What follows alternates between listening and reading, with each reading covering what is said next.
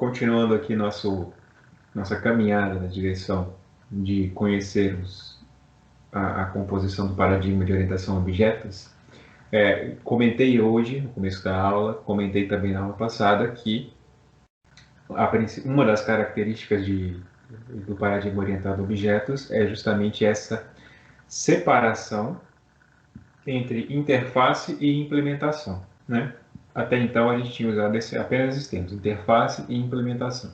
Aqui a gente já acrescenta um termo a mais nesse conceito que eu tinha apresentado na aula passada, que é uma separação entre interface pública e implementação. A interface pública de um objeto contém os membros visíveis a outros objetos. Então, tudo aquilo que você via lá como public, você estava explicitamente deixando claro que aqueles atributos, aquele conteúdo, vamos chamar assim, né? Porque tudo estava público, então tanto o atributo quanto o método, você estava deixando claro que tudo aquilo era acessível a outros objetos, de maneira pública. Ou seja, você poderia, por exemplo, lá na main, acessar os atributos diretamente com aquele operador de ponto, invocado a partir do objeto que você declarou.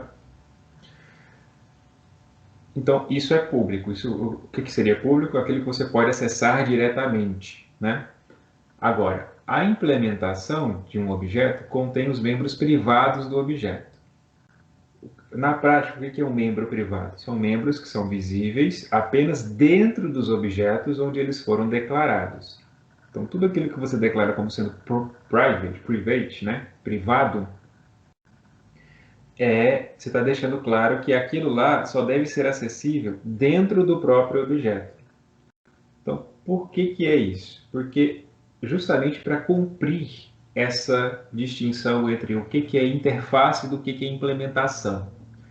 Se a ideia de você separar o que é feito do como é feito, se a ideia principal é separar o que é feito do como é feito, não faz sentido você acessar os atributos do seu objeto no programa principal diretamente, porque se supõe que esses atributos desse objeto, eles estão restritos ao como é feito, né? A como eles são trabalhados, modificados, alterados, acessados, combinados, separados, etc.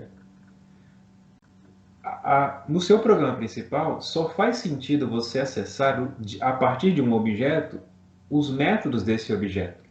Ou seja, o que ele promete fazer, os comportamentos padrões que você definiu para objetos daquela classe específica. Então, esses métodos, por sua vez, eles têm responsabilidade de alterar os atributos. Os métodos que são responsáveis por alterar os atributos. Então, é por isso que os métodos têm a necessidade de serem públicos, enquanto que os atributos devem ser privados. Isso quer dizer que você só modifica atributos, ou o esperado da linguagem de uma orientação a objeto é que atributos só sejam modificados a partir de métodos e não diretamente, como é a forma como a gente fez na aula passada. Como assim, diretamente? Justamente o que a gente estava fazendo aqui, por exemplo, né? No exercício 2 aqui. A gente está alterando diretamente um atributo a partir do objeto. Então, esse comportamento, essa prática não é recomendada. Atributos de objetos são privados, são exclusivos para serem trabalhados dentro da classe e não para quem está utilizando objetos daquela classe. Então, aquilo que a gente está fazendo aqui, por exemplo, já era, é por isso que eu insisti nisso, esse método, da forma como está sendo feito, veja aqui na main, nenhum atributo da classe, do objeto da classe partida, foi acessado aqui diretamente aqui na minha main. Então aqui já era um preview aqui, né? Você já estava vendo cenas dos próximos capítulos enquanto estava fazendo esse exercício. Porque é justamente essa a intenção do paradigma orientado a objeto, que quando você for trabalhar com objetos, você, por exemplo, você conheceu quem é a classe partida, e você viu que a classe partida tem 3 métodos: o método resultado, o método calcula pontos e o método mostra resultado.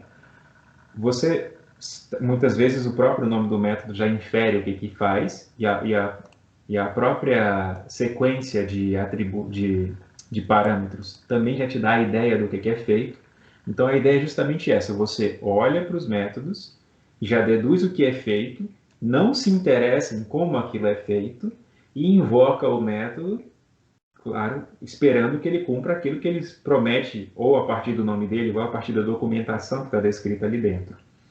Agora, o atributo em si com que aquele método está trabalhando não diz respeito à interface pública. A interface pública só vai te mostrar como aquela classe se comporta. Ora, essa classe aqui, a classe tal, ela tem esse e esse método. Então, é isso que você pode usar dela.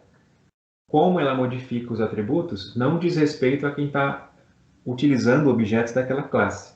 Certo? Essa é a separação entre interface pública e implementação. A implementação está aqui. Né? Ok, aqui nós somos responsáveis tanto por interface, nós aqui no aprendizado, né? Estamos sendo responsáveis tanto por implementação quanto por interface. Então, nós sabemos como é feito o método resultado, nós sabemos como é feito o método calcula pontos e como é feito o mostra resultado, certo? Então, nós sabemos disso e nós sabemos invocar também. Mas, nesse processo aqui, que a gente vai ver, inclusive, que você pode estender classes para que elas vão modificando métodos para que eles vão fazendo outras coisas além daquilo que eles prometem que façam, é importante você deixar claro que olha, os métodos acessam atributos justamente para que você, na utilização desses objetos, dos métodos desses objetos, não vá acessar esses atributos diretamente. É os métodos que vão acessar ele. E, claro, você vai receber aquilo que ele promete que ele faça, certo? Então, se o método resultado espera que você passe como parâmetros o nome, o número de gols do visitante, do mandante, o número de gols do visitante, você espera que você esteja criando um objeto que corresponda ao que ele está falando. Olha, a partida teve esse resultado. Então você espera que lá dentro, não importa qual o nome das variáveis, qual o tipo delas, tal, você esteja criando um resultado com essas características aqui. Então, aqui para quem está utilizando objetos desse método, não interessa saber como isso aqui é feito, quais variáveis estão sendo utilizadas. Interessa ele ver, olha, esse método espera esses parâmetros. Logo, eu espero que eu esteja definindo uma partida com esses resultados aqui, com essas características. Então, esse conceito, tudo que eu estou falando aqui até agora, é o que a gente chama de encapsulamento, né? Que é esse termo aqui que está aqui embaixo. Encapsulamento. O que é encapsular? É justamente você separar atributos que são privados de métodos que são públicos. Você encapsula, né? Imagina assim, você coloca numa cápsula. Você está protegendo os seus atributos e você está criando, inclusive, regras de modificações sobre esses atributos, onde quem for utilizar objetos da sua classe só vão poder modificar os atributos segundo as regras que você definiu. Certo? Então, encapsulamento separa o que é o aspecto externo de um objeto dos detalhes internos de implementação do objeto. Veja, a implementação fica separada de quem vai utilizar os objetos daquela classe. Então, quando você invoca um método, a forma como esse método vai modificar os objetos está separada. Você só está vendo o método ali sendo invocado. Então, as regras de modificação dos atributos estão definidas dentro da implementação. Você fornece o método para quem quer utilizar objetos daquela classe e aqueles atributos daquela classe vão ser modificados segundo as regras de implementação daquele método, mas que em um determinado nível ali não são acessíveis para quem está modificando. Mais uma vez, por exemplo, para ficar claro, né? Você utiliza métodos da classe string, quando a gente apresentou aquilo lá. Então você utiliza com a expectativa de que ele realize aquilo que ele está dizendo que ele pode realizar. Mas como ele realiza aquilo está separado na implementação. Você pode ir lá dentro da biblioteca e modificar? Pode. Você pode criar a sua própria classe string e fazer com que ela faça o que a outra lá foi eventualmente fazer? Pode, certo? Mas o que a gente está dando ênfase aqui é justamente nessa separação do que quando você cria lá uma biblioteca, por exemplo, com umas classes definidas e define os métodos dessa classe, quem for utilizar objetos dessa classe que você definiu, vai utilizar métodos cujas regras foram definidas por você e estão separadas de quem está utilizando. Então, isso evita com que pequenas mudanças podem ter grandes efeitos colaterais. Como assim? Bom, se você define um método e separa a interface né, ou seja, o método da implementação, o que aquele método faz, toda modificação do que aquele método faz, para quem está utilizando aquele método, é transparente, certo? Ele não vai precisar, por exemplo, mudar o nome do método. Então, você modifica o que aquele método faz e o usuário daquele método vai continuar chamando aquele método, certo? Então, toda a complicação está dentro do método, certo? Então, tudo que for modificado vai só afetar aquele método específico. Então, quem invoca aquele método não sabe como é que aquele foi modificado, né? Não tem acesso a isso. Estou falando nesse contexto onde quem está utilizando não está participando da implementação. Então, isso permite que a implementação possa ser modificada sem afetar as aplicações que usam o objeto, né? Exatamente isso aqui, ó. Por exemplo, suponha que eu mude a lógica por trás disso, ou eu mude a lógica, suponha que a lógica para calcular ponto mudou. Quem está chamando calcula pontos, não interessa. Para ele é transparente. Para ele, calcula pontos, vai calcular ponto. Sei lá, se mudou a lógica de pontuação, agora os times ganham 4 pontos e não mais 3 depois de uma vitória. Bom, quem está chamando calcula pontos quer que isso se reflita na realidade dele aqui.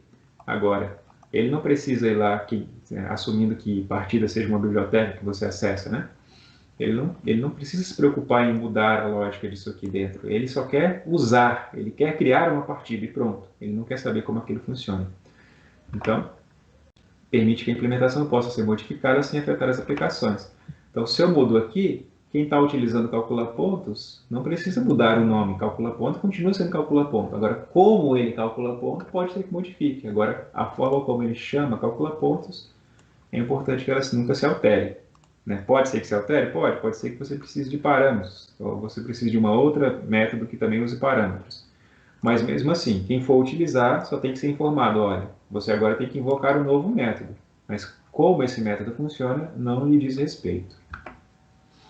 Então, por exemplo, quando você quer fazer melhorias de desempenho, correção de erros, alteração no processo, você muda a implementação enquanto que a interface continua lá invocando os mesmos métodos, né? O GC está perguntando que tipo de utilização de um jogo.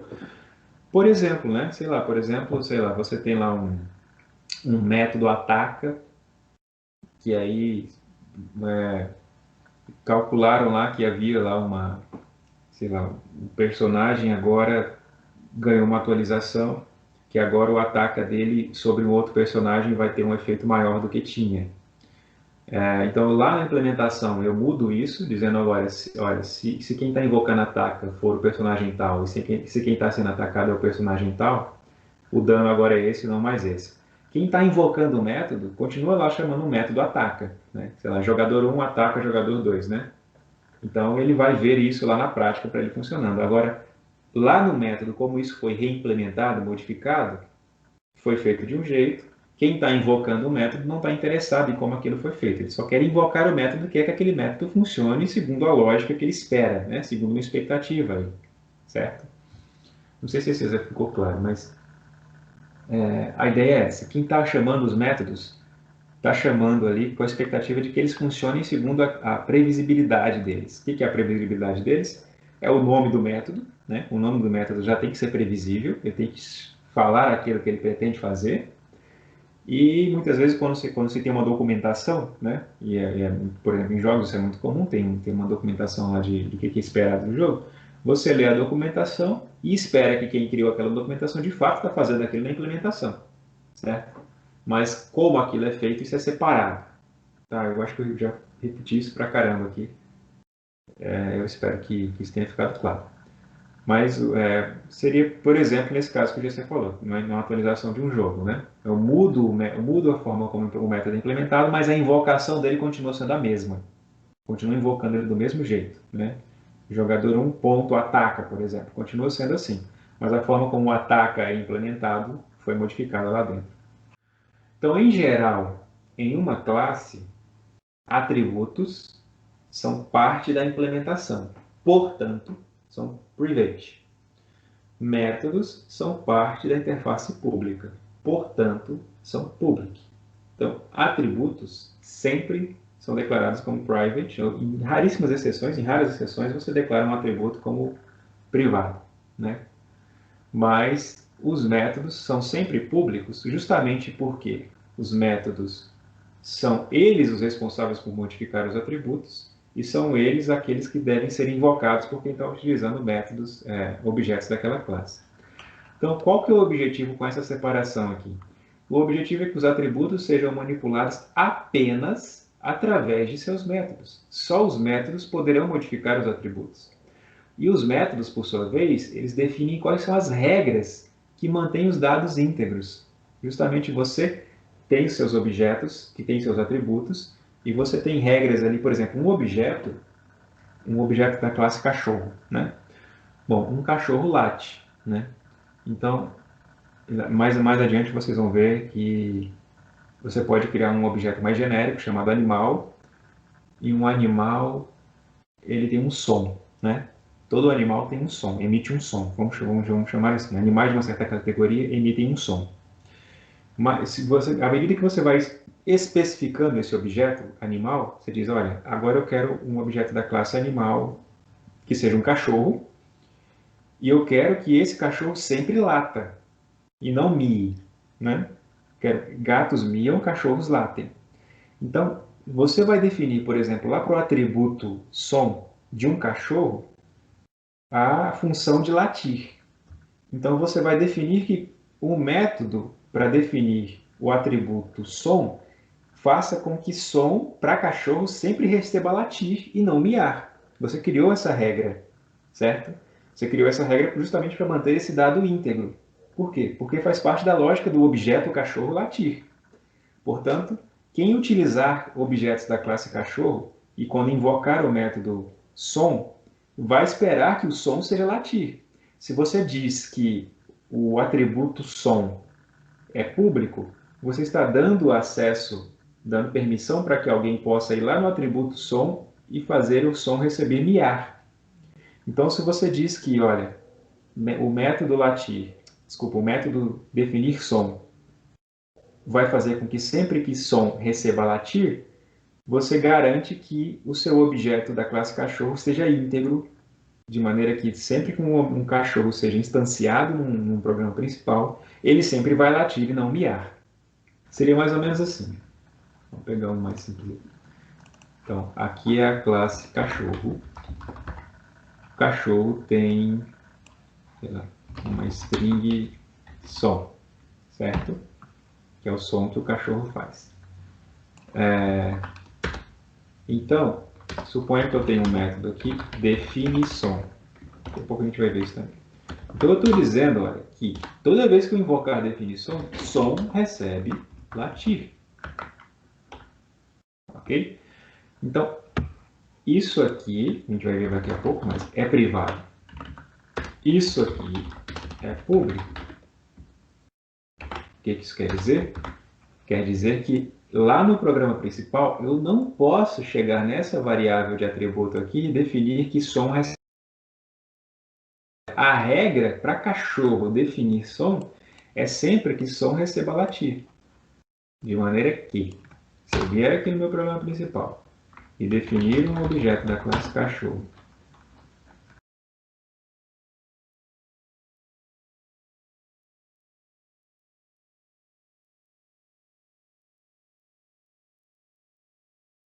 se eu chamar Tobias.definição, pronto. Isso aqui é público para mim.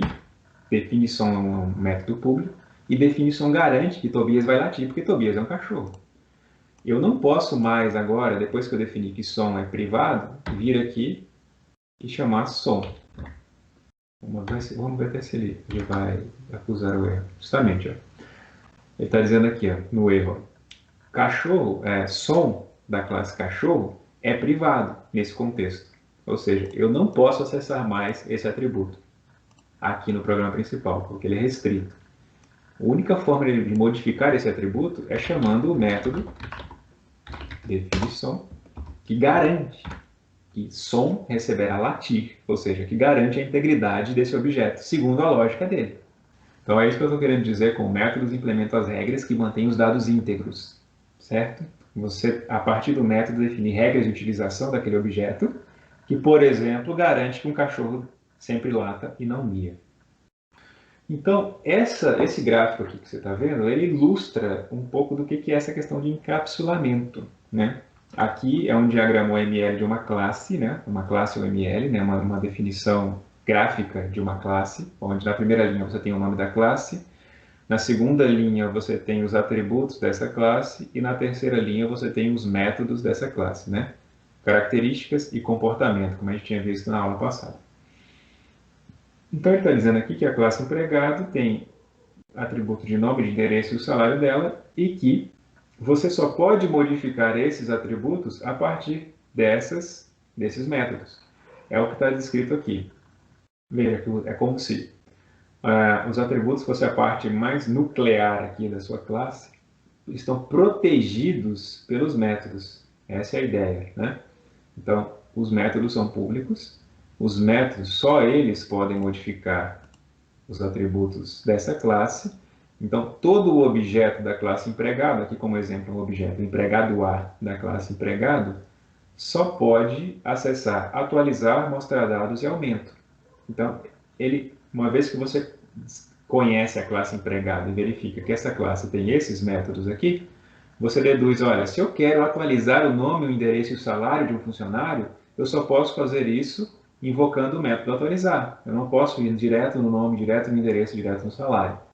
Se eu quero mostrar dados desse funcionário, eu só posso fazer isso invocando o método mostrar dados. Eu não posso ir lá em empregado A.nome e dar um cout nele, no salário dar um cout nele, por aí vai. Se eu quero dar um aumento para esse salário, para esse empregado, eu não posso ir lá no atributo salário direto e modificar. Eu vou usar o método aumento para fazer isso. Justamente por quê? Né? Por exemplo, imagina que a lógica de atribuição de aumento de um salário, de salário de empregado, siga a lógica de uma empresa. Né? A empresa lá tem uma regra de aumento de salário. Então, essa regra vai ser implementada dentro aqui da implementação do método aumento. Então, imagina que essa regra mude lá para frente. Sei lá, você mude a lógica de aumento de salário. Quando essa lógica mudar, alguém vai ter que ir lá na implementação do método aumento e vai mudar essa lógica. Mas quem estiver lá usando o programa, né, imagina aí uma empresa, você tem lá o contador usando o programa, ele vai continuar chamando o método aumento para fazer o aumento do salário, certo? Mas aquela lógica modificada está aumentando o salário do funcionário agora de um jeito diferente, segundo uma nova regra lá da empresa. Mas para quem está utilizando aquele método, não interessa. Interessa, claro, ele saber se o pessoal da TI já atualizaram o sistema aí? Atualizei. Não, então eu posso usar aqui agora, segundo a nova regra? Posso. Aí ele vai, claro, ele também, estou falando nesse contexto aqui, ele não está vendo o método ali, né? Mas o programa que ele está utilizando está invocando, continua invocando o método aumento, só que agora internamente a isso, essa lógica foi alterada, mas a invocação do método continua sendo a mesma. Então, essa parte aqui, alaranjada, é o que a gente chama de interface pública, ou seja, o que é acessível a partir das aplicações que vão utilizar objetos daquela classe, e a parte cinza é a parte privada, que só é modificada a partir de métodos públicos. Continuando, então.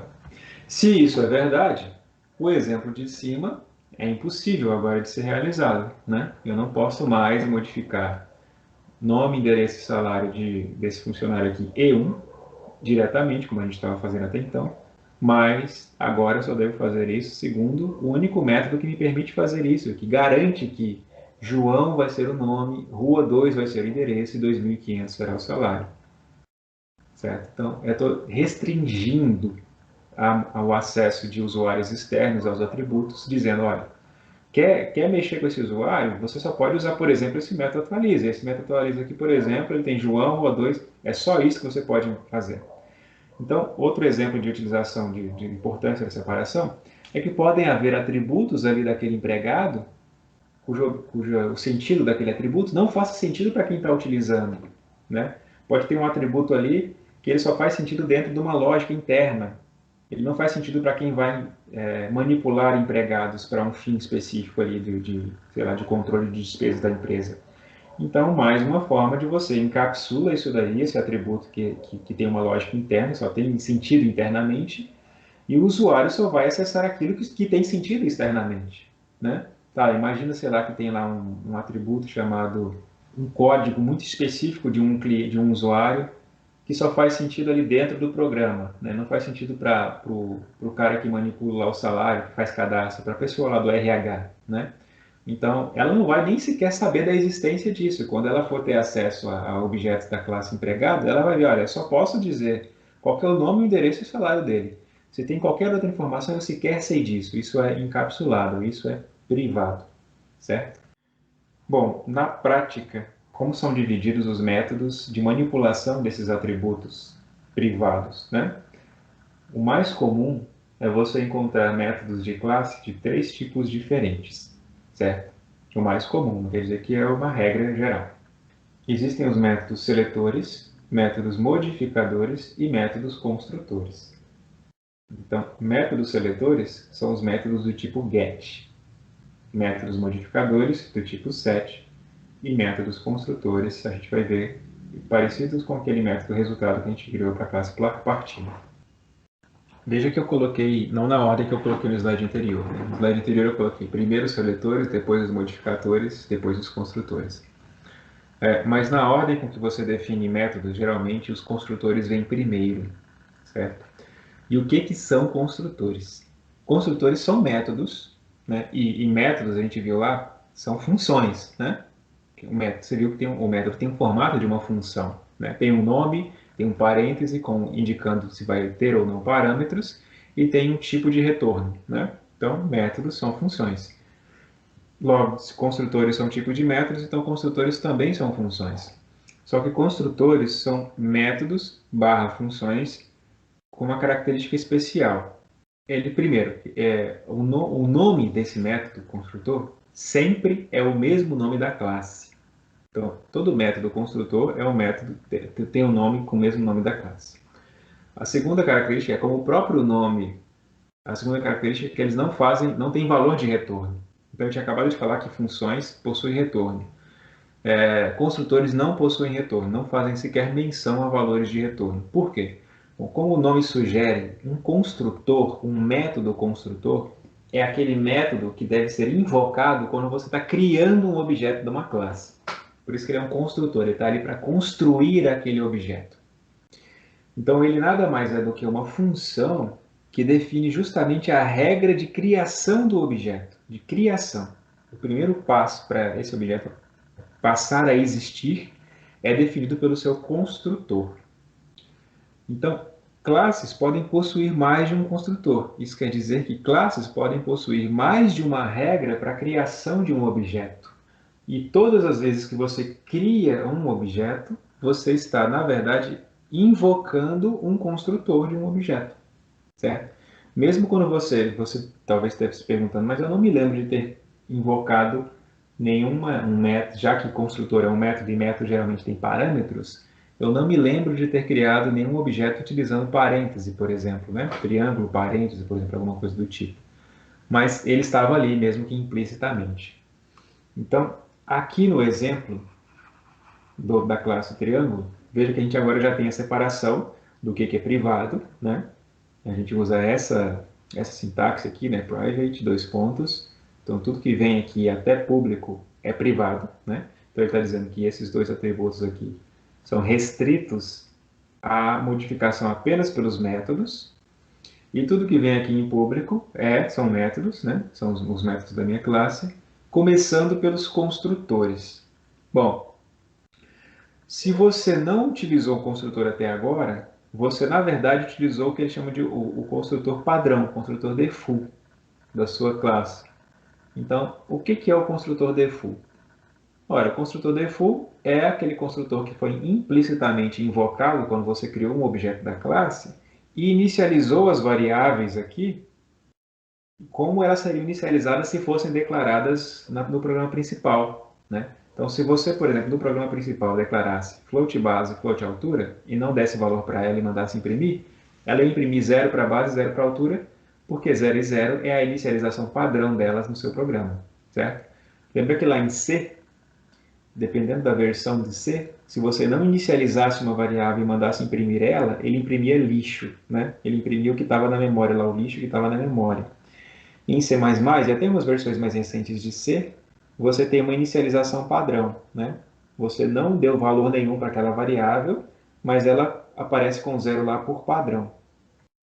Então, quando você cria uma classe e não define construtor para ela, os atributos dessa classe vão ser definidos pelos valores padrão. Então, base e altura vai receber 0, certo? Se você não criou um construtor para ela. Agora, se você quer definir você mesmo uma regra de criação de objetos dessa classe, por exemplo, toda vez que eu criar um objeto dessa classe, ele tem que começar com isso daqui. Nesse construtor aqui, ele está dizendo, olha, eu também posso criar um objeto da classe triângulo, passando já de imediato qual que é a base e qual que é a altura desse triângulo, já na criação desse objeto. E aí o que ele está fazendo aqui, depois desses dois pontos? Veja, aqui é uma sintaxe de C++, né?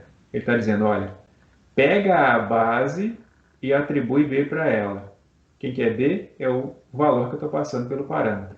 Pega a altura, que é o atributo, e passa o valor para ela, que está sendo passado pelo parâmetro. Isso aqui nada mais é do que a sintaxe de C++, que permite que você inicialize uma variável usando esse formato aqui, certo? Eu estou dizendo, olha, crie base com o que está em B, crie altura com o que está em A. E aqui você coloca esses colchetes, essas chaves vazias. Vocês devem ver programação 3. Em programação 3 vocês veem Java, né? Então, lá em Java, você vai ter, na verdade, o que você vai ter? Você não vai ter isso aqui, depois que você tem esse fechamento aqui dos parênteses, você já vem a chave. Na chave você vai ter assim, base recebe B, altura recebe A. Dá para você fazer exatamente assim também em C++. Dá para você criar um parâmetro, criar um construtor, desculpa, chamando, olha, triângulo, float B, float A, abre chaves, base recebe B, altura recebe A.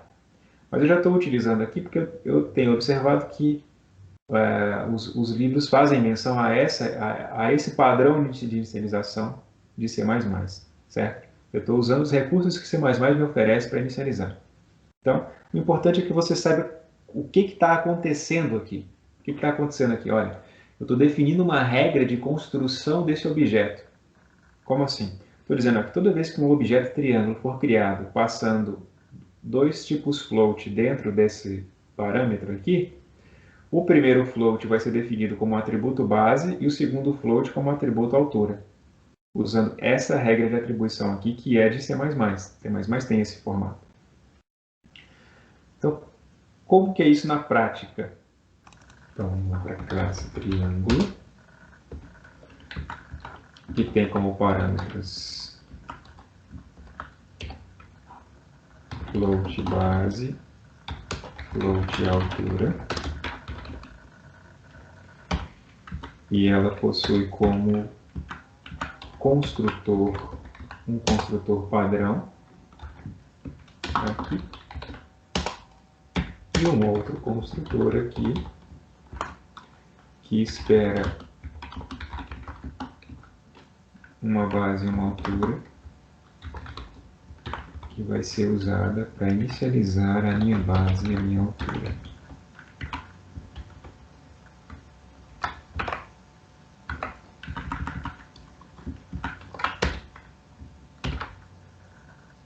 Sem erros. Então, criados os construtores, isso quer dizer que se eu agora for criar um objeto da classe triângulo, primeiro que T1, aqui, por exemplo, 10 e 9, 10.0, 9.5, por exemplo.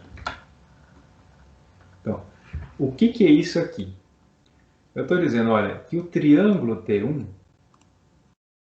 vai começar com base 10 e altura 9,5.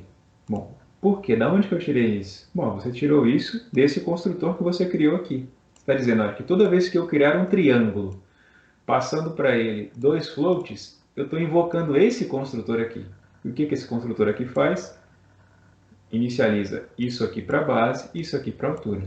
Para a gente ver isso de fato funcionando, vamos criar aqui um método chamado mostra dados,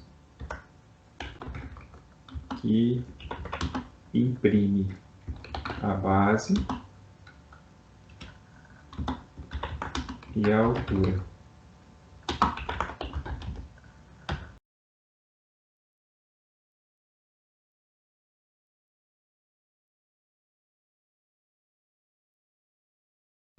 o T1 inicializou com 10 e 9, né?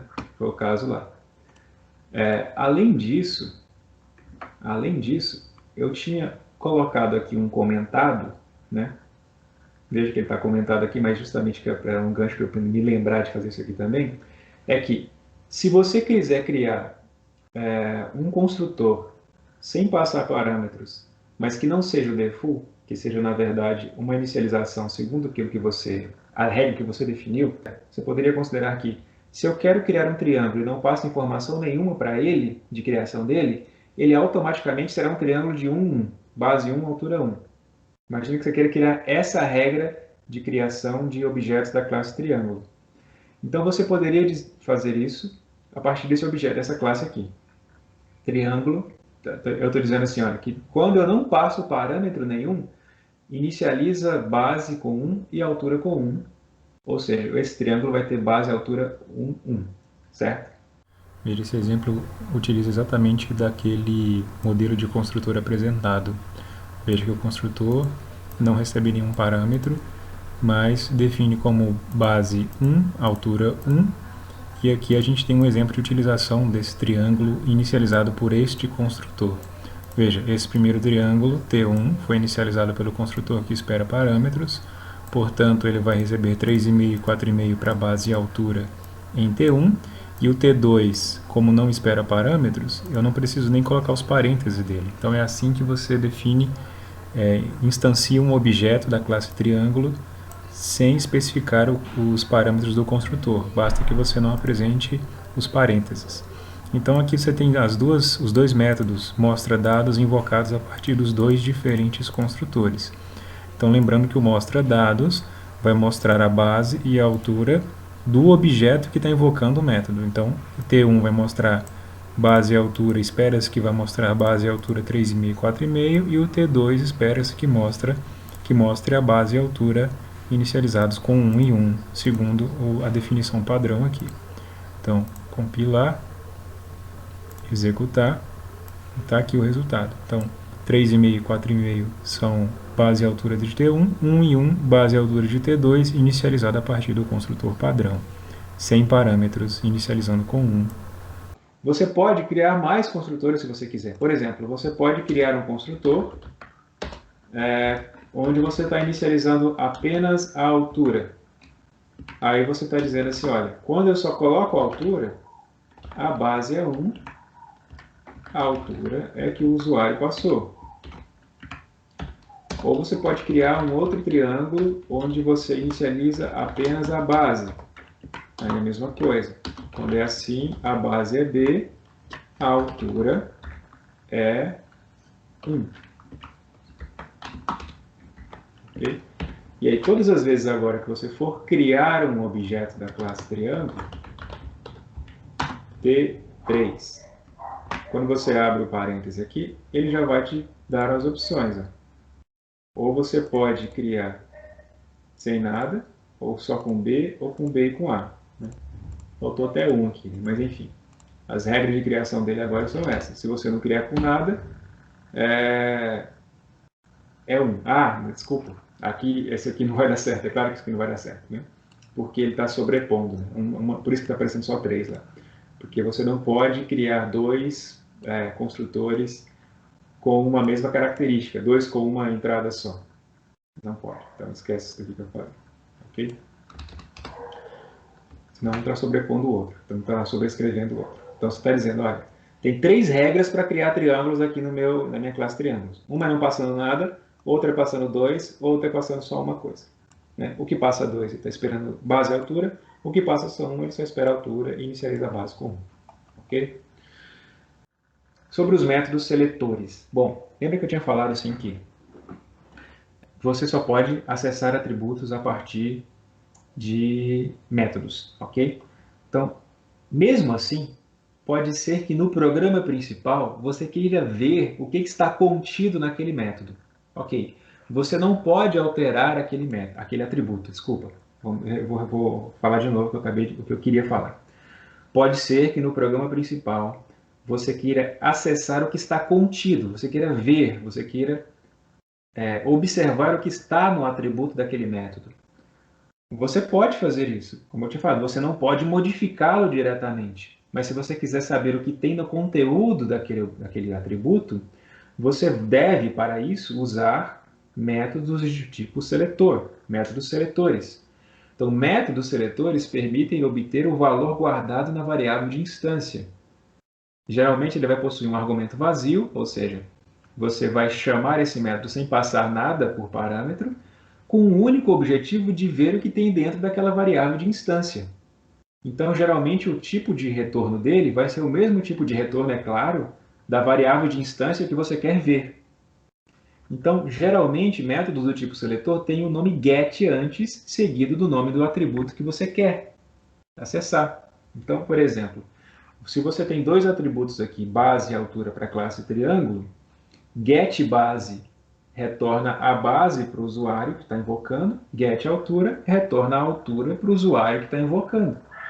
Então, veja, ele não permite fazer nada nesse objeto aqui, nesse atributo. Ele só está te permitindo ver o que tem na base e ver o que tem na altura. Get seria alguma coisa como pegar, né? Pegar o que tem lá dentro. Então, é isso que você quer fazer. Get base, pega o que tem na base. Get altura, pega o que tem na altura.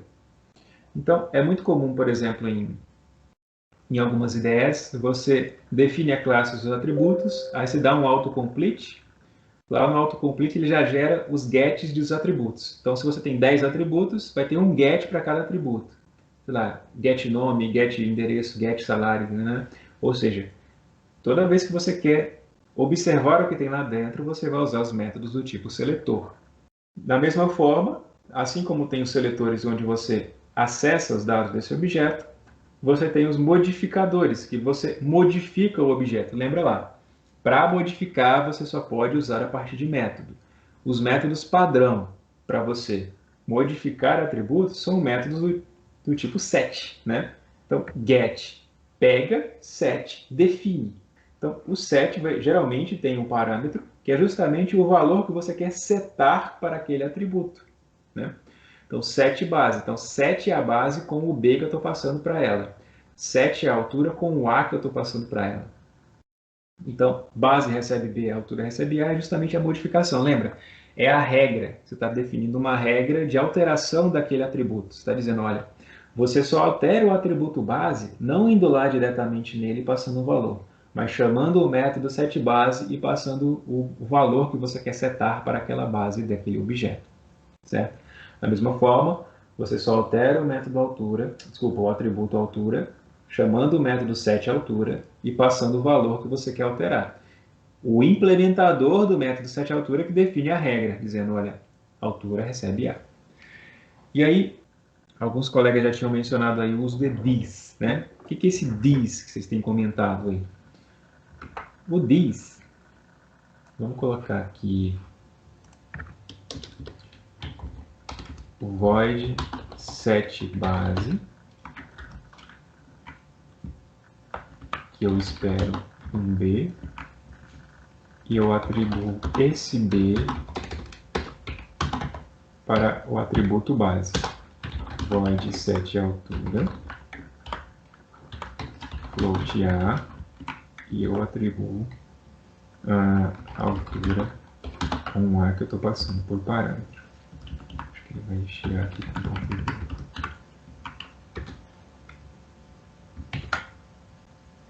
Ok, sem erros. Então, veja, você está definindo setBase, setAltura e definindo que o que eu passo aqui vem para cá. Ora, vem para cá quem? Vem para o base do objeto que está invocando, né? Então, eu estou aqui, mostrei dados aqui, vou colocar um espacinho aqui só para ficar fácil de ver. Uma vírgula, para separar a base de altura. Criei um triângulo com base 10, altura 9, mostrei os dados. Agora eu quero modificar esse triângulo T1 aqui. Vou setar a base dele para 20.5 e vou setar a altura dele para 11.9. E eu vou mostrar dados de novo.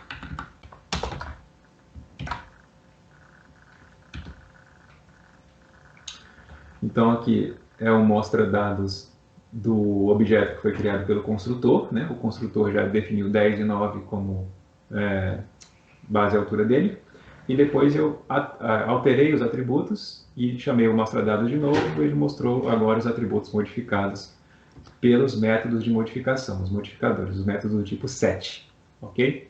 Então, quando eu chamei t1.setBase, quando eu chamei esse método aqui, ele veio para cá, né? Ele veio para cá e chamou base recebe b. Ora, como que ele sabe que essa base aqui é a base desse objeto aqui? Ele sabe disso porque implicitamente, ou seja, não de maneira explícita ou de maneira oculta, vamos chamar assim, ele também passou para esse método um ponteiro para o objeto que está invocando. Ou seja, a referência de memória para onde que está a base do objeto T1 na memória. Esse ponteiro implícito, ele também pode ser acessado de maneira explícita. É justamente o ponteiro this. Ok? E como é ponteiro, você acessa usando esse operador de setinha aqui, né? Você deve ter visto isso aí na estrutura de dados, né? Quando é ponteiro, você acessa setinha. Quando não é, você acessa com ponto. Então, implicitamente, é isso aqui que está acontecendo. Assim como implicitamente, também tem uma declaração do ponteiro aqui no parâmetro, esperando ele aqui dentro. Então, é isso que está acontecendo aqui também. É a mesma coisa. Tanto é a mesma coisa, eu copiei lá. Ele não acusou erro nenhum, certo? Justamente porque você não mudou nada. Isso aqui já estava acontecendo implicitamente. Você só tornou isso aqui agora explícito, ok? Agora, você pode se perguntar assim, bom, se eu não preciso colocar, então por que eu preciso saber disso? Ora, você pode saber disso, por exemplo, para uma situação. É interessante que, quando você for definir um método, como eu falei, como existe uma separação entre o que é interface e do que é implementação, o método por si só, segundo o seu explícito o suficiente para que o usuário olhe para ele e já entenda o que ele faça, ok? Então, essa explicitude desse método, ela muitas vezes se reflete no nome que você dá para esse método e também no nome que você dá para os parâmetros que você quer passar por esse método. Então, por exemplo, você pode querer que o parâmetro esperado para esse método setBase se chame base. E o parâmetro esperado para o método setAltura se chame também altura. Ok? Então, quando você for fazer as atribuições lá dentro, como que você sabe quem que é a base que está vindo do parâmetro, quem que é a base que está vindo que é a base do atributo do objeto? Justamente usando o operador this. O operador this vai fazer essa separação para você agora. Ele está dizendo, olha, essa base é do objeto que vai receber. E essa base é do parâmetro.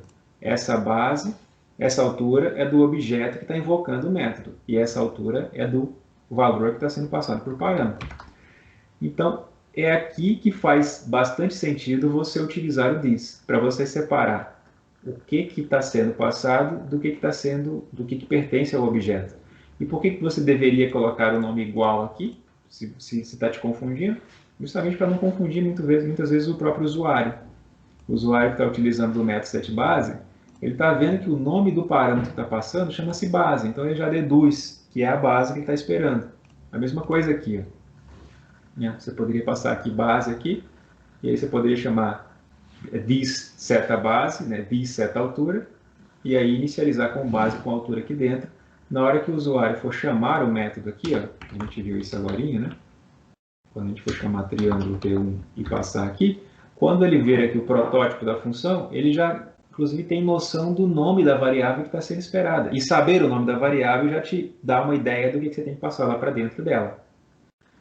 Então, eis aí o this, né? Quem ele é um ponteiro para o objeto que está chamando, para aquele objeto que está chamando aquele método, né? E ele também é uma boa forma de você diferenciar o que pertence a ele e o que está vindo de fora, quando você quiser passar um parâmetro com o mesmo nome do atributo. Fora construtor, métodos seletores, método destrutor, modificadores, existem também os métodos destruidores.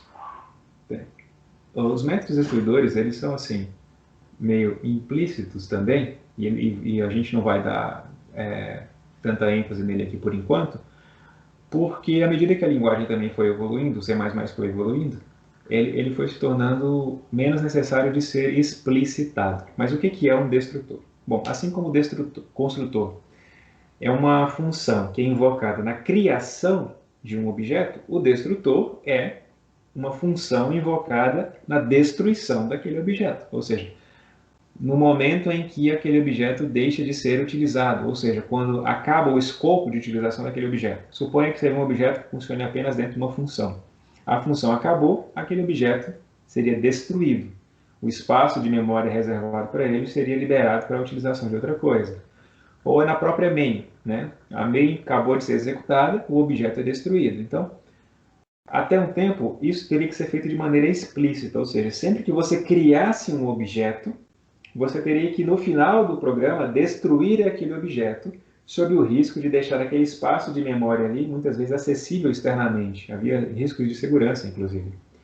Então, essa era uma das comparações que eram feitas na época com Java, porque Java tem aquilo que eles chamam de coletor de lixo, garbage collector, que é justamente uma função automática de Java que verifica quando um objeto não está sendo mais utilizado, limpa a memória daquele objeto, faz isso automaticamente.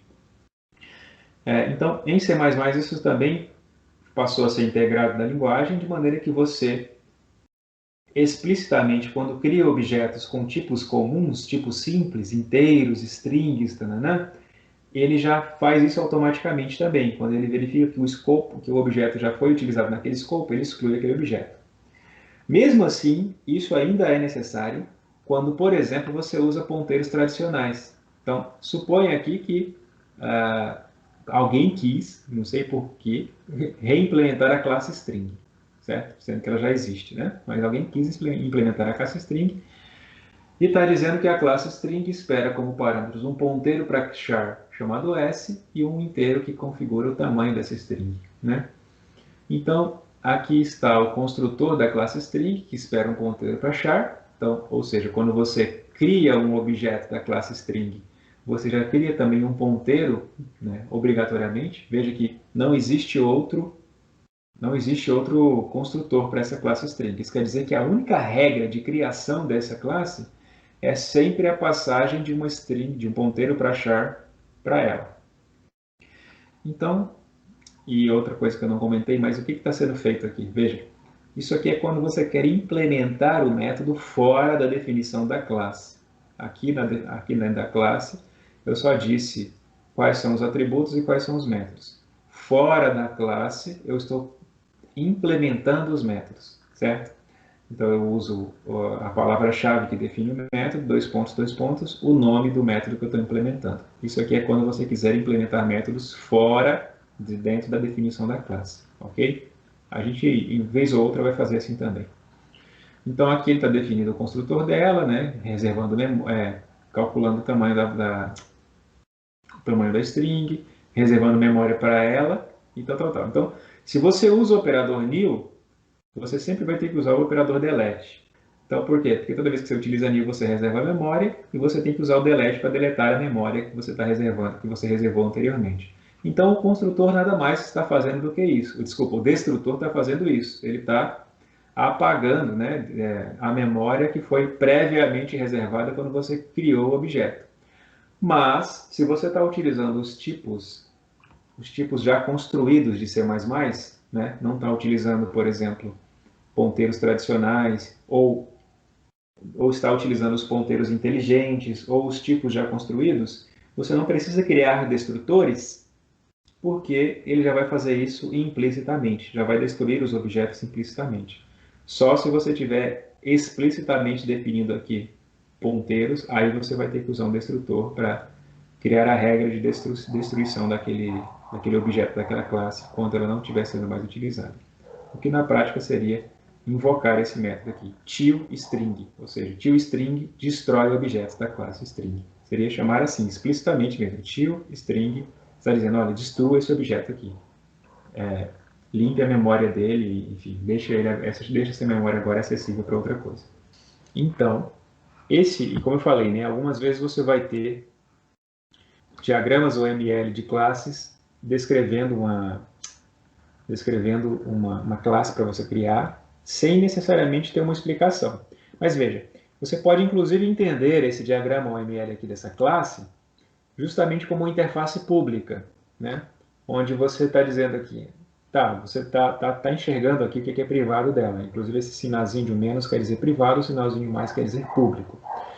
Então você tem aqui, a partir dessa classe, e às vezes você pode ter um exercício dessa maneira, só com já falei sobre isso, né? Só com esse desenho. Nessa classe você tem 3 atributos, e ele está dizendo que ele espera que o saldo comece sempre zerado, quando você não especifica esse saldo.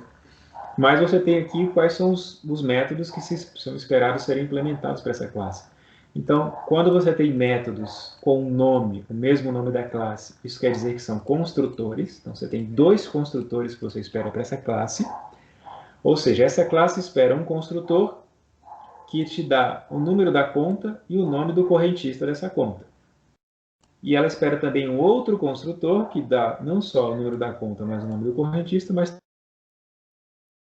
Ou seja, esse construtor aqui espera que, se você não passou o saldo já seja zerado. Esse construtor aqui já espera que você explicite o saldo, ainda que seja também o saldo zerado, não tem problema. Daí você tem os gets dessa função, dessa classe, né? Os get número, get nome, get saldo, ou seja, os métodos seletores que permitem você acessar os valores. Não está aqui, acho que por esquecimento, mas deveria ter também os sets, o set número, set nome, set saldo, né? Vou atualizar essa figura aqui com essas informações, mas você também tem que criar os sets. Professor, não entendi esses 2 pontos. Tá, isso é só uma convenção aqui de UML, certo? É só uma convenção de UML que separa tipo de retorno. Nesse caso aqui é tipo de retorno. No caso de método, é tipo de retorno, certo? Então, getNum retorna um int. Ora, getNum acessa número é int, logo ela tem que retornar um int. Então aqui é só uma convenção UML, onde o 2 pontos separa o tipo, ou o tipo da variável, ou o tipo de retorno da função. Ok? Essa é a função de 2 pontos aqui. O que mais que ela tem? Ela espera, veja, ela espera um método chamado depositar, que espera a quantidade que se quer depositar na conta e que espera um tipo de retorno de tipo float. Bom, aqui não está explícito, mas na verdade acho que também era para colocar aqui alguma especificação, mas o que ele espera? Ele espera não só que eu informe quanto eu quero depositar na conta, mas que eu retorne o saldo depois que essa conta foi depositada. É como se fosse um feedback, né? Um feedback da conta, de quanto a conta tem depois que eu depositei. A mesma coisa para o sacar. O método sacar espera quanto eu quero sacar e vai te retornar quanto aquela conta tem depois do saque. Também incluindo dentro do método sacar, lá, isso é uma decisão aqui de programador, né? Você deve confirmar se você pode ou não sacar dependendo do saldo, né? E por último, uma função que imprime os dados dessa conta, ok? Esse é o... Claro, deveria ter mais informações aqui, nem tudo é assim tão intuitivo, né? Só pelo nome do método e pelo tipo de retorno, né? Por exemplo, sacar tem que ter uma lógica lá dentro, mas aquilo que não for intuitivo eu vou sempre completar, né? Complementar ali no enunciado do exercício. Então eu vou aproveitar esse conteúdo aqui para a gente fazer classe conta. Vou apagar os atributos dela aqui e vou apagar os métodos dela aqui. Vou apagar. Então a classe conta espera como atributos número, nome e saldo, né? O número da conta é um inteiro, o nome é uma string e o saldo é um float. Então se tem string, vamos incluir aqui na biblioteca. Vamos lá para os construtores, né? Então, mais uma vez, ela espera 2 construtores. Um construtor que define o número da conta e o nome do correntista, e o outro que define, além de número da conta e o número do correntista, desde já o saldo dessa conta. Então, o construtor deve ter o mesmo nome da conta, nome da classe, Então, vamos usar, inclusive, número, né? Então, número 21, string name. Vamos colocar, por enquanto, diferente aqui, para não confundir, né? A gente aqui. Mas eu já tinha explicado a diferença de usar o mesmo nome para usar o this junto com esse nome. Então, número recebe... Faltam 2 pontos aqui. Número recebe num, passado do parâmetro, e name recebe... Desculpa, o contrário, né? Nome recebe name, passado do parâmetro.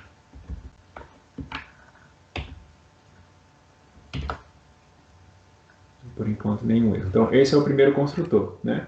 Mesmo nome da classe, os parâmetros esperados e a inicialização esperada. Isso vai para cá, isso vai para cá. O segundo construtor espera, além disso, também o saldo.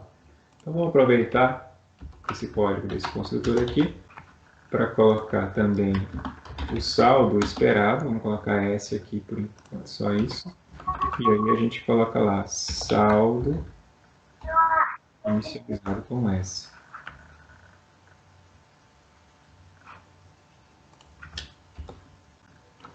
Então já temos agora os 2 construtores necessários. Que métodos mais ela pede? Ela pede os métodos seletores, né? Os métodos que têm acesso aos valores lá dentro da variedade, do atributo. Então, para o número, né? O número inteiro, então, int get num, ou get número, né? O que o get número faz? Retorna número, só isso. O nome, né? Nome é um string, então string get nome. O que ela faz? Retorna o nome, só isso.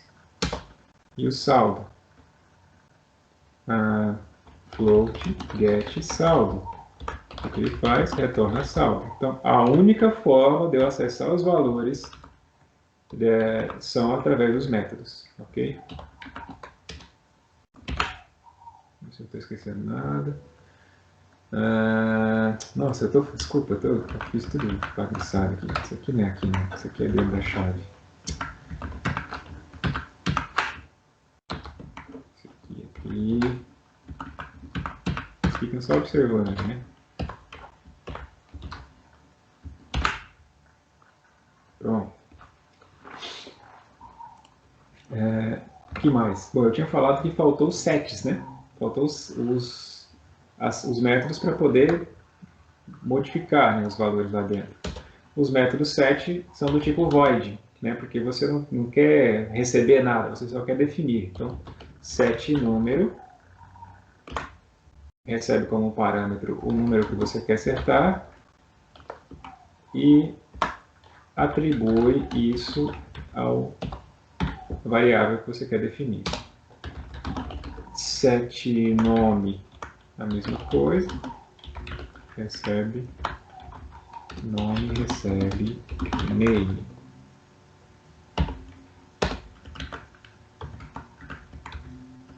Vamos seguir esse conteúdo.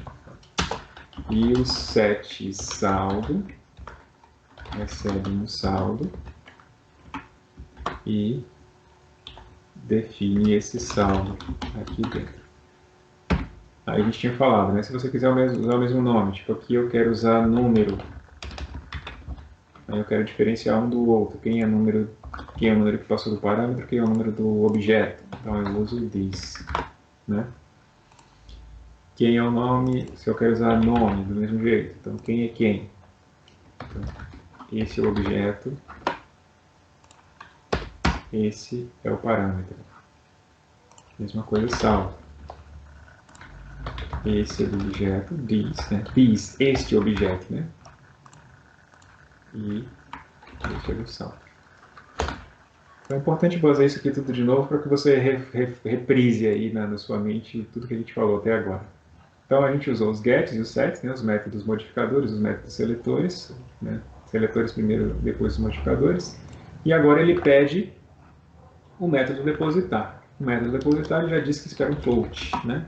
Float depositar, espera como parâmetro o valor que você quer depositar. Não é com esse nome, é com quantidade, mas a gente vai fazer com valor. Então, o que que se espera que a função depositar faça? Né? Como é que seria a minha função depositar? Diga aí. Adiciona valor ao saldo. Muito bem, Harris. É isso mesmo. Então, eu venho aqui, saldo mais igual ao valor, né? Saldo recebe saldo mais valor. Pronto. Você pode até fazer isso numa linha só aqui, né? Fica mais contido. Só isso. Vamos para a próxima, então. Sacar, né? Sacar. Opa, não, peraí, tá faltando uma coisa, né?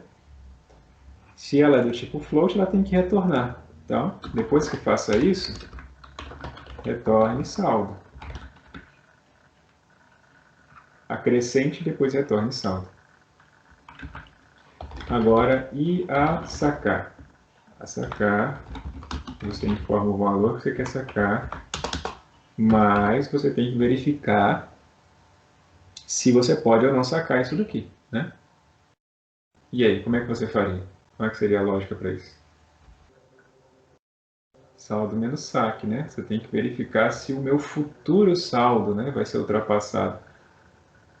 Exatamente. Juliano e o Harrison e o Benjamin. E é esse, e o Gessé falou que se não tem nada, é informar que não dá para sacar. Esse informar, tá, vamos ver aqui. Por enquanto a gente tem que ser o mais sucinto possível, né? Essa função diz float, né? Dá para a gente informar e retornar mesmo assim, ok. Então vamos ver lá. Se o que eu tenho menos o que eu quero sacar, né, for maior que zero, então o que eu faço? Eu subtraio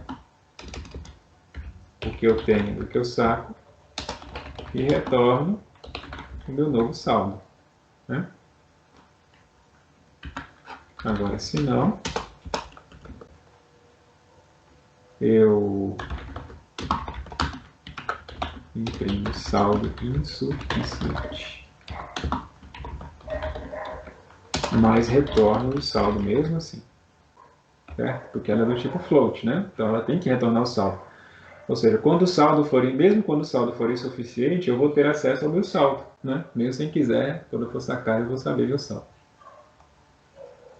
Vamos ver se tem mais.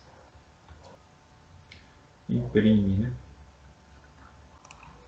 Imprime é do tipo string, ou seja, tem que retornar a string. A string que foi impressa. Então, string imprime.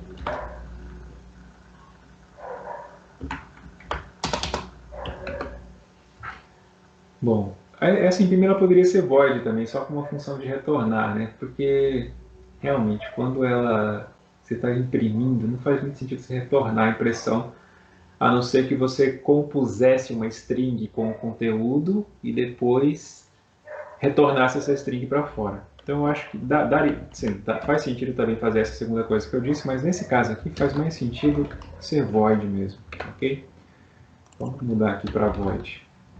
É só imprimir mesmo. Então o que eu quero imprimir? Cout o número da conta.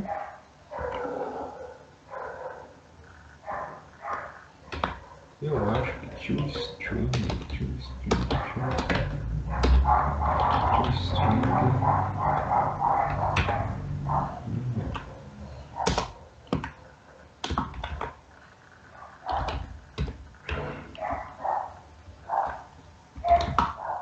Deixa eu ver se vai falar alguma coisa.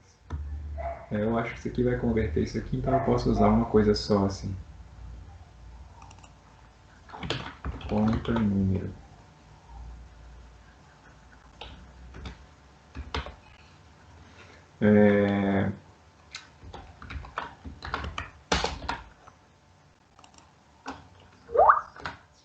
Já que vai sacar, não seria melhor retornar o valor do saque? Ele está fazendo isso, não? Ele também... ele está fazendo isso, tá? Já que vai sacar, não seria melhor retornar o valor do saque? Sacar... Também faria sentido. Eu estou seguindo, na verdade, uma especificação que não está aqui, que eu deveria ter colocado aqui, mas que estava quando eu peguei esse exemplo aqui, dizendo, olha, sacar, independente se pode ou não sacar, ele saca o saldo, ele retorna o saldo. Porque está retornando o valor em conta após o saque. Ele está retornando o saldo independente se você conseguiu sacar ou não, né? Então, se eu conseguir sacar, ele vai retornar o valor depois do saque. Se eu não conseguir, ele retorna o valor atual do seu saque. Também, acho que também faz sentido isso aqui.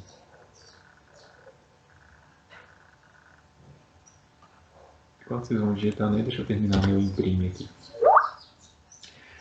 Professor, ali no diz, aqui, qual a diferença de usar diz setinha e diz ponto? É porque o diz é um operador de ponteiro implícito, ou seja, ele está sendo passado mesmo você não especificando ele, né? E como ele é um operador de ponteiro, não sei se você já fez estrutura de dados, mas lá na estrutura de dados, quando você acessa elementos de um objeto, de uma estrutura, por exemplo, você cria uma struct. Você cria uma struct e cria um ponteiro para essa struct. Lembra lá que quando você cria uma struct, você acessa elementos dela pelo ponto, né? Então, se a struct tem lá, por exemplo, a struct chama ponto cartesiano. Ela tem lá x e y como elementos. Então você acessa ele p.x, p.y para acessar os elementos dela. Quando você cria, na verdade, um ponteiro para essa struct, você acessa esses elementos através dessa setinha, esse operador de setinha aí. Essa é a diferença. Quando é um objeto concreto dela é ponto, quando é um ponteiro para ela é setinha. Então, nesse caso, são ponteiros para objetos que estão sendo passados. This é um ponteiro para um objeto. Logo, ele acessa recursos dentro dele a partir desse operador de setinha. Então, aqui, nome do cliente. O nome do cliente já é uma string, então eu posso concatenar aqui nome e a function saldo.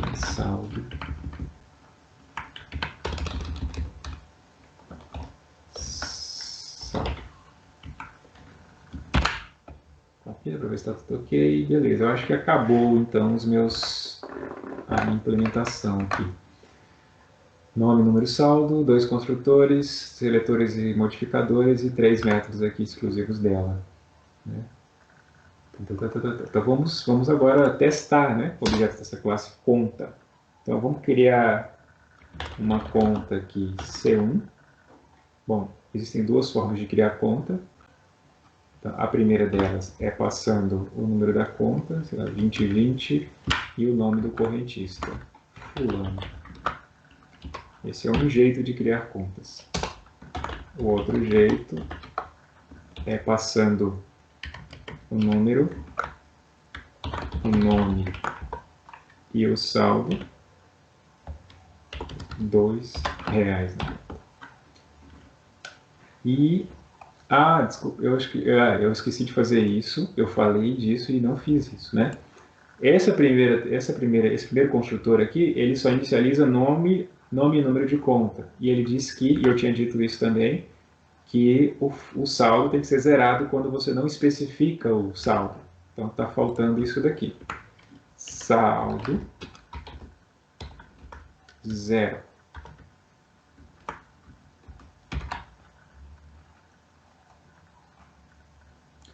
Bom, vamos por enquanto testar, né? Ver se está sendo inicializado ok. Então vamos chamar o imprime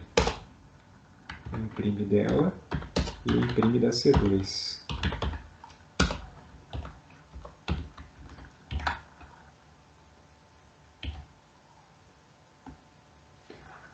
Então aqui a primeira conta, né?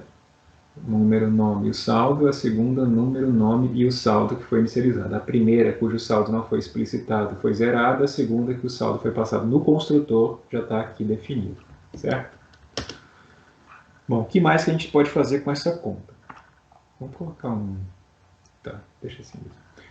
Vamos lá, vamos usar os métodos que existem para ela. Então, eu posso mudar o nome do correntista pelo set, né? Então, set nome. O correntista de C2 não é mais Beltrano, é Ciclano. Então, como é que eu vejo isso na prática? Vamos imprimir ela para ver. ela funcionando. Se mudou de fato. Tá. A conta 3030 era do Beltrano, agora é do Ciclano. Aqui, né? Então eu modifiquei a partir do método 7. Eu quero tão somente saber qual que é o número da conta de C2. Na verdade aqui, ó, ao invés de imprimir e ficar aquelas 3 linhas lá de uma vez, eu quero apenas mostrar, né, agora sect é get c2.get nome. Eu só quero saber qual que é o nome da conta depois que eu a modifiquei, né? Vou mudar o nome aqui para Cleverson. Master Cleverson. Cleverson, Master Cleverson, agora o novo proprietário da conta 3030. E tá lá agora, só o nome dele sendo mostrado, né? Então, os gets acessam os valores, e não mais diretamente como a gente estava fazendo, né? Os gets pegam o que tem lá dentro. E você, inclusive, pode usar... Agora, só estou na dúvida se eu posso fazer isso. Posso, acho que eu... Tá, peraí. Não, esquece. É redundante. O que eu ia falar que era redundante? Eu ia falar que eu posso utilizar, inclusive, os métodos dentro dos outros métodos que já estão sendo criados. Então, por exemplo, eu posso usar set saldo aqui no lugar disso, se eu quiser. Eu posso fazer uma lógica de set saldo aqui, né? Por exemplo, se eu quero depositar, eu posso vir aqui e dizer, olha, set saldo recebe o que já tem no saldo, né? O que já tem no saldo? É o get saldo. Pode ficar confuso isso aqui na sua cabeça, mas vai ficar de qualquer jeito. Mais o valor que eu estou passando. O que está acontecendo aqui? Eu estou definindo um novo saldo, né? Depositar, beleza, depositar não é set saldo, porque set saldo é uma coisa substitutiva, né? Veja que nem faz muito sentido ele existir aqui nessa lógica, né? Porque o depositar deveria ser, numa lógica de uma conta, a única forma de você alterar o valor do saldo. Então, set saldo tem uma função aqui meio que foge um pouco da lógica de uso de uma conta corrente, poupança, né? Mas ok. É importante que você saiba disso, que isso deve obedecer uma lógica, mas é importante que você saiba que aqui ela está sendo usada para um exemplo, né? Um exemplo de como usar sets e gets. Mas a lógica de depositar é uma lógica que pega o que tem lá dentro e acrescenta mais alguma coisa. Então, como é que eu pego o que tem lá dentro? É o get saldo. É a mesma coisa, o get saldo pega o que tem lá dentro. Então, ele está pegando o saldo, somando mais o valor que eu quero depositar e definindo o saldo agora com esse novo valor. Entenderam o que está acontecendo aqui? E depois ele está retornando o saldo. Certo? Então, sim, você vai encontrar muitas vezes esse jeito de fazer aqui também, utilizando métodos dentro de métodos, dentro da própria definição da classe. E funciona, né? Funciona porque está fazendo a mesma coisa, né? Então, vamos lá. Vamos depositar, né? A conta C2, vamos mexer só com a conta C2. C2.depositar. Vamos depositar. C2 ela começa com R$2. Então vamos depositar mais R$2 nela aqui. E depois eu quero mostrar apenas quanto C2 tem de saldo, né? Get saldo. Eu poderia usar o imprimir, só não estou usando porque vai ficar muita coisa lá impressa, né? É só para ver o resultado final.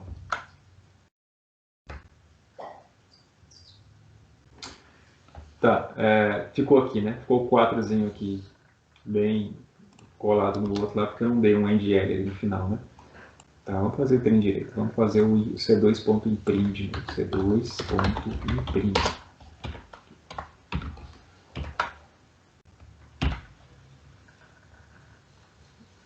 Então, aqui eu mudei o nome dele, aqui imprimi de novo, né? Imprimi a conta num 3030, nome do cliente, o nome dele aqui, e o saldo novo dele aqui, 4, né? Então, aqui para mostrar que funcionou você usar o próprio outros métodos dentro de um novo método que você estava criando, né? Então, ele usou o método getSaldo para pegar o saldo atual, somou mais um valor novo e setou o novo saldo aqui dentro. Veja, Aqui sim, aqui set saldo faz sentido. Dentro desse contexto aqui, set saldo fez sentido, porque eu criei a regra de pegar o saldo atual, somar mais o valor e sobrepor o saldo atual com o set saldo. Ou seja, faria sentido, agora vai fazer mais sentido ainda, se você entendeu bem essa aula, faria sentido, inclusive, que set saldo fosse private. Né? Por quê? Se não faz sentido eu chamar set saldo, porque não faz sentido eu sobrepor o valor de uma conta com outro valor assim, então não faz sentido deixar essa função acessível para a interface pública. Eu poderia colocar ela como private. Poderia vir aqui e jogar ela para cá e deixar ela aqui dentro. Só falta isso daí, né, para desmentir. Está aí, agora ela é privada. Agora set saldo só pode ser acessado inclusive dentro de conta. Entenderam por que eu fiz isso? Eu comentei, set saldo nesse contexto aqui de conta não faz muito sentido, porque não faz muito sentido eu sobrepor o valor de uma conta. Então, eu estou usando set saldo só dentro da própria conta, só dentro da própria classe, nesse contexto aqui de gerar um novo valor de saldo e setar esse novo valor usando o método set saldo. Dá na mesma usar o outro jeito? Dá, mas eu só estou mostrando possibilidades aqui. Ok? Tá, o que mais que falta a gente usar? Vamos tentar sacar agora, né? C2.sacar. Vamos tentar sacar R$1 essa conta. E depois eu imprimir de novo. Vamos colocar, para ficar bem mais organizado aqui, né? Vamos colocar aqui Cout. Depois de sacar R$1.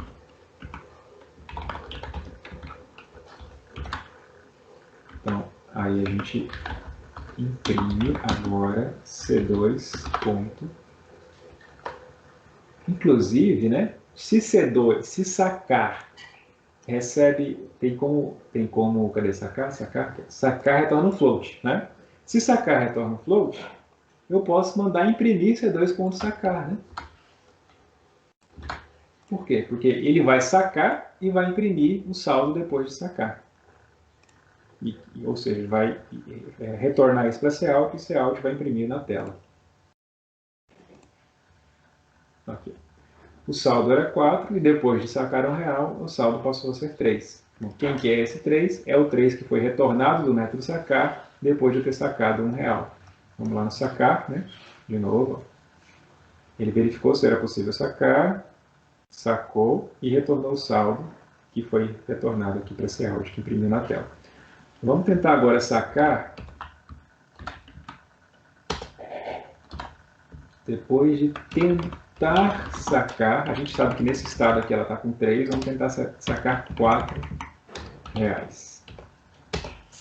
Então agora Cout C2.sacar. Estou tentando sacar R$4.